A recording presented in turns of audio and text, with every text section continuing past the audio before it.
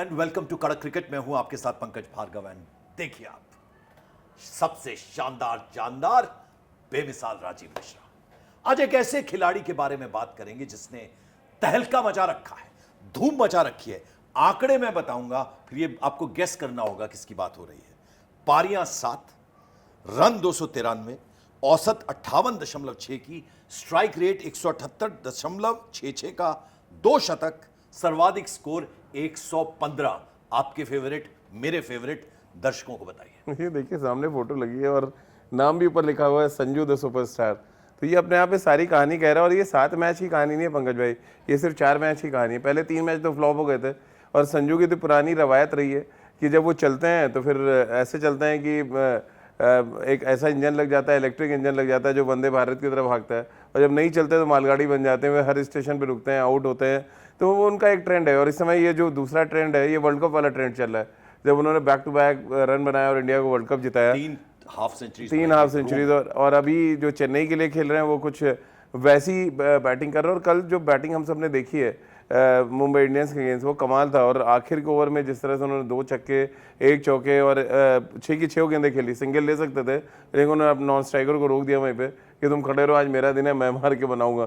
तो ये अंदर की जो संजू सैमसन की रन बनाने की भूख है, जब वो जाग जाती है तो बहुत डेंजरस हो जाते हैं, और वो इस आईपीएल में नजर आना शुरू हो चुका है। अच्छा, सबसे इंटरेस्टिंग चीज राजीव ये है, एक तो मैंने ये सोचा कि तस्वीर है दर्शकों के सामने, तो मैं आपसे सीधे सीधे पूछूंगा, आप सोचने ना लग जाएं कि कोई है, लेकिन एकदम जो नंबर्स है ना आपके जहन में थे, ये बहुत अच्छा किया आपने। दूसरा मेरा जो सबसे इंपॉर्टेंट चीज है वो ये है कि वानखेड़े कनेक्शन क्या है, क्योंकि अभी जो सेंचुरी हालिया मारी है उन्होंने, वो यहीं पे मारी है, और क्या बेहतरीन पारी उन्होंने खेली, सिंगल हैंडली कहते हैं ना कि मैच जीता है। वानखेड़े कनेक्शन मुंबई का क्या है संजू सर? देखिए वानखेड़े एक तो सबसे अच्छा क्या है कि जिस बैटिंग स्टाइल जो संजू की है पंकज भाई, वो बढ़िया सूट करती है। पिच इतनी सपाट होती है, बॉल आपके बैट पे अच्छा से आता है, और फिर आप ऑन द राइज अपने शॉट्स खेल सकते हैं। अगर आप संजू की पारी को एनालिसिस करें, जो दोनों शतक इस सीजन में उन्होंने अभी लगाए हैं चेन्नई के लिए, दोनों में अगर आप एक चीज देखेंगे कॉमन नजर आएगी, उनकी टाइमिंग वापस लौट चुकी है और ऑन व्हील छक्के मार रहे हैं। बहुत कम बैट्समैन ऐसे होते हैं जो टेक्निकली साउंड हो और ऑन व्हील छक्के मारे। यानी आप उनसे कहते हैं कि यहाँ छक्का मारना है तो वो कहेंगे ठीक है इस ओवर में 2 छक्के मारूंगा, और वो एग्जैक्टली वही करते नजर आते हैं। और उनकी अगर आप प्लानिंग देखें और उनका जो रन बनाने का तरीका है, 178 का स्ट्राइक रेट जैसा आपने बताया, एज अ ओपनर 178 का बनाना, और ऐसा नहीं कि चेन्नई को स्टार्ट बहुत अच्छा मिल रहा है। हर मैच में लगभग ऋतुराज आउट हो रहे हैं, प्रेशर संजू पे आ जा रहा है, और उस प्रेशर के साथ वो बैटिंग कर रहे हैं।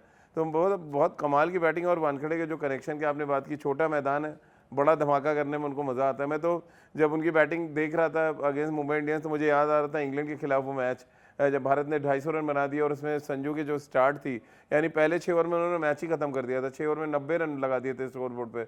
इस मैच में हालांकि वो बाद में ज़्यादा खुले, लेकिन इनिशियली जब संजू क्रीज पे होते हैं, और संजू ने इन दोनों एक टेरर बना दिया है पंकज भाई, कि वो जब तक क्रीज में है ओपोनेंट डरा रहेगा कि कभी भी वो विस्फोट कर सकते हैं, कभी भी टॉप गियर पे जा सकते हैं। बड़ी इंटरेस्टिंग बात है, देखिए मैं वानखेड़े की कुछ और बातें आपसे जानना चाहूंगा, लेकिन वो जो लास्ट 6 उन्होंने जिससे कंप्लीट किया अपना शतक, वो गेंदबाज को भी मालूम था कि मैं चाहे कहीं डाल लूं, कुछ कर लूं, 6 पड़ेगा ही पड़ेगा। उनके चेहरे पे साफ दिख रहा था। मानते हैं आप इस बात को? बिल्कुल ना। देखिए जब आप 20 ओवर बल्लेबाजी कर चुके होते हैं तो बॉल नहीं फुटबॉल आपको दिखना शुरू होता है, और फिर आप ऑन व्हील अपने, जैसे मैंने कहा कि बहुत रेयर ऐसे बैट्समैन हैं जो ऑन व्हील छक्के मार सकते हैं। और वो देखिए ना कभी कमिट नहीं करते हैं कि वो स्टेप आउट कर रहे हो या विकेट छोड़ के। एक कल मैंने देखा मुंबई इंडियंस के अगेंस्ट जो मैच था, उन्होंने एक पैडल स्वीप करा, उसके अलावा वो सारे प्रॉपर क्रिकेटिंग शॉट खेल कर रन बनाते हैं, घूम के फिर नीचे से हाँ, उठा के वो एक ही शॉट था, समझ के वो ऐसा करते हैं एक्सपेरिमेंट। एक ही शॉट खेला। अदरवाइज वो प्रॉपर क्रिकेटिंग शॉट्स खेलते हैं, जो किताब में आप जिन शॉट्स का जिक्र है वैसे ही खेलते हैं। वो एबी डिविलियर्स बनने की कोशिश नहीं करते, ना ही वो सूर्य कुमार यादव बनने की कोशिश करते हैं। वो संजू सैमसन है।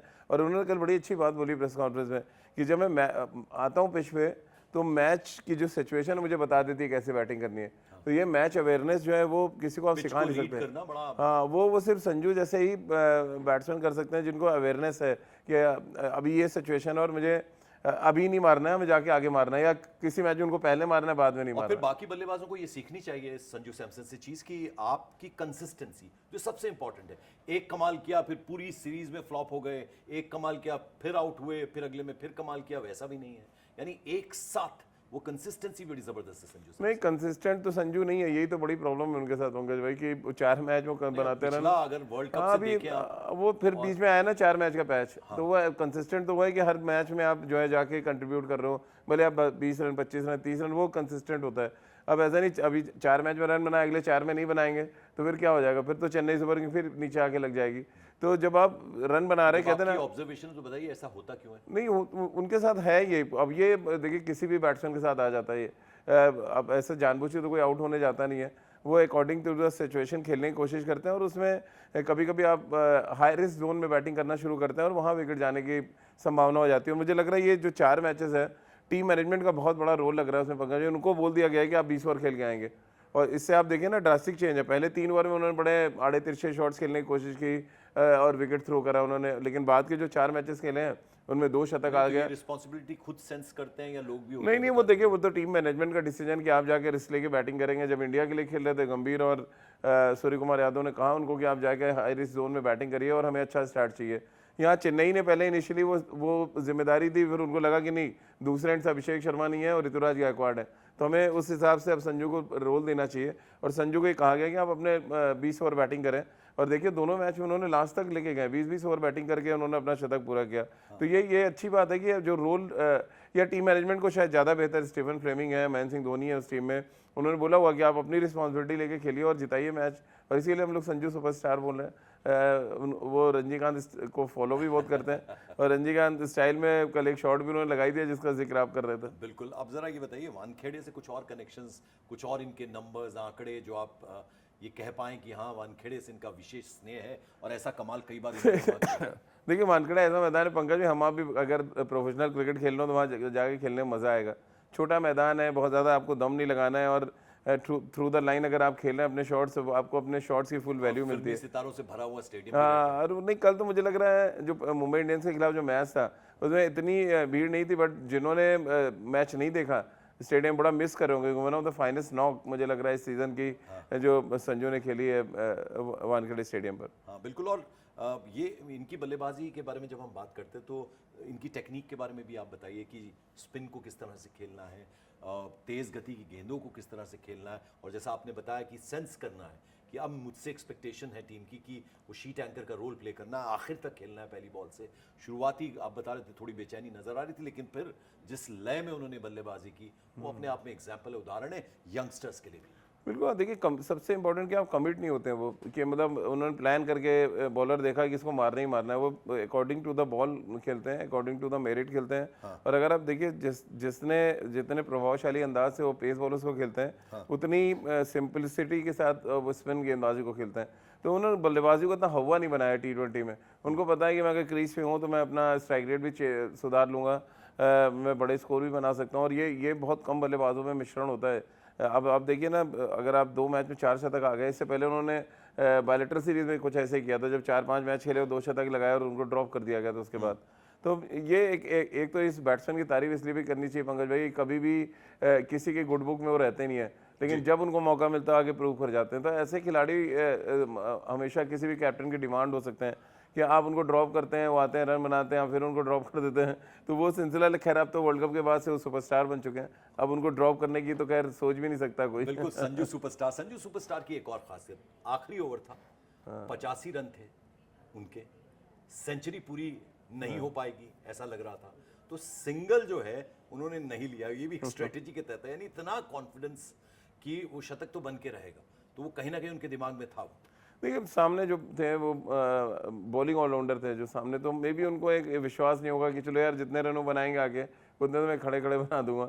और देखिए जब आप अच्छे लय में होते हैं और आप उस मैदान पे ऑलरेडी बड़े बड़े स्कोर्स बना के आए ना, तो वो कॉन्फिडेंस अलग लेवल पे होता है। हाँ। उनको पता है यार मैं इंग्लैंड जैसी बड़ी टीम के अगेंस्ट अभी कुछ महीने पहले तो यार रन करके गया हूँ, तो फिर वो फ्लो आना शुरू हो जाता है। वैसे ही तो संजू बहुत स्मार्ट क्रिकेटर है मेरी नज़र में, तो उनको वो थोड़ा सा और स्मार्टली खेलें तो शायद इंडिया के one of the best batsman आज के डेट में आपके हो सकते हैं, जो स्पिन भी अच्छा खेलते हैं, पेस भी अच्छा खेलते हैं, और आने वाले टाइम के एक बड़े ब्रांड बन सकते हैं। लेकिन अब वो फिर वही दिक्कत आती है कि हमने एक परसेप्शन बना रखा है कि वैभव सूर्यवंशी, अभिषेक शर्मा जैसे या प्रियांश आर्या, इन सब के बारे में, लेकिन जब संजू जब खेलते हैं ना पंकज भाई, वो लगता है डिफरेंट प्लैनेट पे बैटिंग कर रहे हैं। आखिरी सवाल है मेरा, आखिरी सवाल ये है कि जब मैं संजू सैमसन को सुनता हूँ, जब वर्ल्ड कप चल रहा था उस दौरान उन्होंने बोला था कि मैं सचिन से मिला और उनसे बहुत कुछ जानने को मिला मुझे। विराट कोहली से भी मैंने सीखा है, रोहित शर्मा से भी मैंने सीखा है। तो ये जो उनका सीखने की बात कहना है, ये भी उनके बड़प्पन को दर्शाता है, यानी ग्राउंडेड वो हैं। अब जिस तरह की लाइमलाइट उन्हें मिल रही है, जिस तरह से प्यार मिल रहा है, जितने भी क्रिकेट फैंस हैं, वो अभी भी ग्राउंडेड है। वो एक अच्छी चीज़ है इनके साथ। बहुत देखिए, बहुत डाउन टू अर्थ। अगर आप उनसे मिलेंगे, उनसे बात करेंगे तो आपको पता चलेगा कि उनकी बैटिंग में जो सिंप्लिसिटी दिखती है वो उनके खुद के व्यक्तित्व की वजह से, उनकी जो पर्सनैलिटी है वो उनके खेल में नज़र आती है। अक्सर कहते हैं ना कि आपकी पर्सनैलिटी आपके काम में दिखना शुरू हो जाती है, तो वो एग्जैक्टली वही है संजू सैमसन के साथ भी है कि जब वो खेलते हैं देखिए ना एलिगेंस लगता है कि वो मतलब प्यार से चौके, प्यार से छक्के मारा, बहुत अट्रैक्टिव बैटिंग करते हैं। तो वो उनकी पर्सनैलिटी में, और हम सब तो यही चाहेंगे कि अभी एक लंबा सफ़र है उनके सामने। अभी तो मैच शुरुआत है, क्योंकि अभी तो वर्ल्ड कप से हीरो बने हैं, स्टार बने हैं, सुपरस्टार बन रहे हैं, फिर मेगा स्टार बनने की बात आएगी। तो हमें वेट करना पड़ेगा इस सीज़न के ख़त्म होने तक। क्या संजू अकेले चेन्नई को ले जा सकते हैं टॉप 4 में?